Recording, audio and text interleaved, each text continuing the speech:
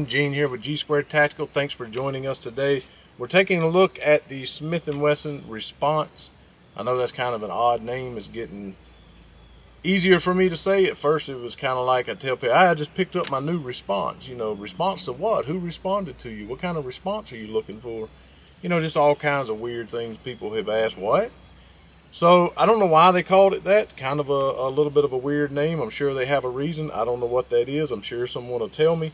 But I don't know if it's in response to the brace law that went into effect, or if it's just simply in response to their wildly popular FPC, which is probably my favorite pistol caliber carbine. And that's, you know, kind of odd to hear me say, because I've never been a huge fan of really anything Smith & Wesson, unless of course it was their revolvers. And so I don't have any, you know, M&P 9mm laying around that had extra magazines. I do have the FPC, so I was able to snatch a couple of the magazines from there. The 23 rounders worked just fine, as well as the 17 rounder that came with my FPC as well. And this particular one just came with two 23 round magazines. So I'm gonna talk a little bit about the features today, but I always say what my very first impressions were when I first picked it up at the gun store. And my first words, the first words that came out of my mouth is, oh my goodness, that's a lot of plastic. The thing is, I said the same thing about the FPC, but there's something seems way different about the plastic on the FPC versus the plastic on this.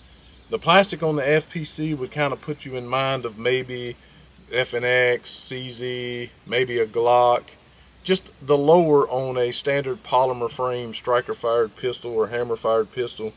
It just seemed better. It seemed okay, like it wasn't going to fall apart, it wasn't going to get too hot, that it was going to be fine. This, not so much. The best I can describe it is brittle. That's the best word I could come up with. This is a handguard free floating barrel here, so this handguard will come right off, much like what you see on your Saint AR and Saint AR pistols platforms. Two torque screws on this side, two on this side. Take them out, take these little plates off here, and it'll slide right off. So if you decided you wanted to keep it, if it was a tack driver like the FPC, functionally and all of the above, I'm sure at some point somebody will make an aluminum, you know, handrail for this thing. But when I was putting this angle foregrip on here, and I've put hundreds of these on over the years, so I'm very familiar with how to do it, how to just barely get it to where it'll turn and already kind of be snug before you ever try to put it on there. And all I did was just lightly give it a little snug. I didn't crank it or torque it down to 16 pounds or anything like that. I just simply put ever so slight bit of snugness on it, if you will. And you could hear this crackling sound. It almost rounded off here actually on the bottom screw. But if you've ever broken fiberglass, like a fiberglass tub, something like that, you'll know the sound I'm talking about. It sounded like breaking glass or breaking fiberglass. It seemed very, very brittle to me. When I was mounting my Vortex Spark Solar up here, of course you want to get that a little more secure. And so, you know, because you don't want to lose zero, you don't want it wobbling off or getting loose or anything, so you want to give it a little bit of a snug. I had the same sound, this crackling type sound, just brittle. Like I said, brittle is the best way that I can describe it. Also, it came with these rail covers, or your offhand protector, whatever you call those things. And I've not seen too many pistol caliber carbines, AR-15 otherwise, that came with those in the box. You had to buy those separate. So I don't know if that means they thought maybe this thing's going to get warm. I don't really know, but they did put them in the box. I put 3 on this side here, as where that's mostly where my offhand would be resting, and I put 2 over here because 2 of my fingers is right here. And I also put this M-Lock QD attachment up here because the mag pull stock, which did come on the gun, I did not add this. It does have a length of pull adjustable stock on here. and it does have the QD attachment in the rear, but no other QD attachments anywhere on the gun. Not a single point attachment at the back here, because that makes perfect sense. I don't know why, but that's what they did. But if you want to resolve that problem, if you did want to carry it around on a sling, you can put you an M-LOK QD attachment up here, which is what I have done if you wanted to carry it around on a sling. So you do have a full length pick rail here. I put flip up sights on here, and I do have a lower 1/3 co-witnessing through my optic in case my optic were to fail. Plus I also want to shoot this out here at the range today with just the flip ups. Some people say things are a tack driver, but if you have a really good glass, a really good optic on there, then it's easy to be a tack driver sometimes. So I'm going to shoot it with just the flip up sights here too as well. It does have a threaded 1/2 by 28 threaded barrel. Let's see if there's an O-ring on here. There is not an O-ring, so I don't know if that would back off during shooting. I guess we're going to find out today. And let's see, let's move on down. So your lower and your upper, both again plastic, magwell plastic.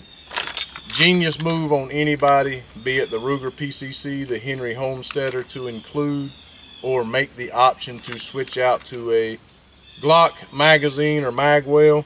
Most people have more Glock magazines laying around than anything else, and on the Henry Homesteader you could actually buy a SIG mag adapter as well, which is really cute. And it does, again, all plastic. Everything's plastic on this gun. The charging handle, the actual, yeah, the whole dang thing is plastic. I'm sure that the internals, the carrier group, the bolt, everything, the buffer tube here, the trigger, looks like the mag release. You know, the important things, yes, those things are metal, but everything else is plastic. Takes down just like a traditional AR-15 would. If you like an AR-15, you'll be very comfortable with this. It'll be very familiar to you. It does have the safety here, just like an AR-15. The bolt locks back the same way, and it has a charging handle, which again is plastic and very, very flimsy, just like that on the AR-15. And it does have a flat-faced trigger here, and it does have a really nice reset. I do like the flat-faced trigger. I do like that, but there's a terrible, I mean, it's literally like you're scraping this thing across a medium grit sandpaper. It is super gritty getting up to that wall. Now it breaks pretty short. It breaks really short actually, and the reset is really short. And maybe that grittiness will work itself out. Maybe it's some factory grease or something, I don't really know, but there is a lot of sandpaper. Like, it just feels like it's going to get stuck halfway back.